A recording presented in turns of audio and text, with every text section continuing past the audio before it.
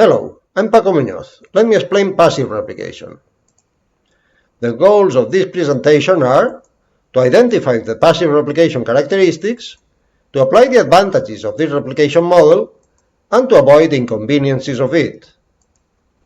The contents of this presentation are structured in this way. There are two classical replication models. The passive one, where all requests are forwarded to a single replica, the primary one, and the active one, where requests are forwarded to all replicas. Both replication models provide strict consistency, although that consistency may be relaxed in both of them. In that case, they may increase their throughput and they provide sequential consistency. Let us explain the passive model. In the passive replication model, clients send their request to a special replica, the primary one. That process, that replica, is the same for all clients and all requests. So, this replica serves every received request. This means that it executes all the instructions contained in that operation. When that execution reaches its end, then the primary propagates the updates of that operation, if any, to the remaining replicas. Those other replicas are known as secondary or backup replicas. Well, those replicas apply the received updates and send a reply to the primary. When the primary gets all those replies, then it sends a response to the client. Let's see this graphically.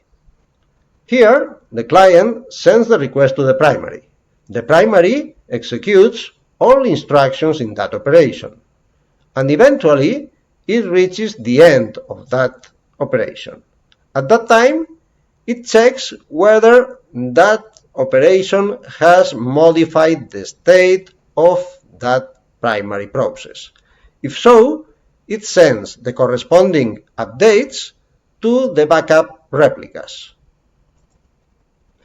Those replicas apply the corresponding modifications and return a reply to the primary.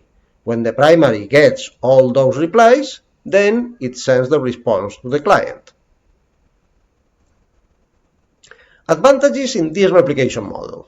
It introduces a minimum overhead. Why? Simply because each request is processed by only one replica, while in the active model, every request should be processed by all the existing replicas. However, read-only requests in a relaxation of this model might be served by any secondary replica. In this way, we achieve an efficient load balancing. However, with this, we have relaxed consistency. Instead of strict, it will become sequential. Updates can be easily ordered. To this end, the primary simply assigns a sequence number to each update message. And we use local concurrency control. This means that we don't need any distributed algorithm in order to manage concurrency. However, take into account that in the original passive specification, a new request isn't admitted until the current request has been completed and the response has been sent to the client. So, in the original specification, no concurrency exists in this model. It admits non-deterministic operations. Remember that a non-deterministic operation is one that, given a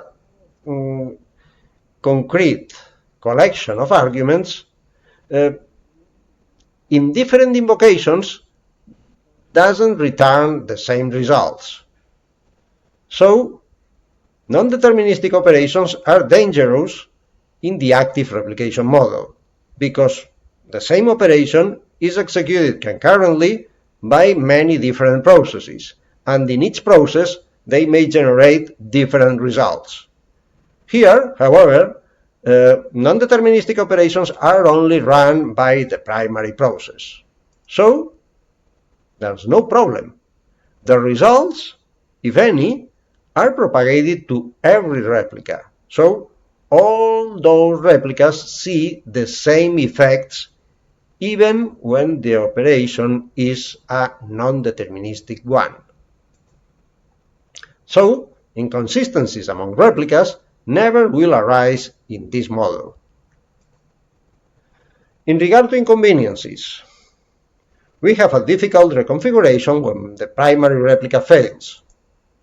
Why? Because a secondary must be chosen and promoted to primary. To this end, we need a distributed algorithm. And because of this, in the interim, new ongoing requests may be lost, simply because at that moment there's no primary replica. Also, arbitrary failures cannot be managed in this model. In order to handle arbitrary failures, we'll need multiple replicas that process every request.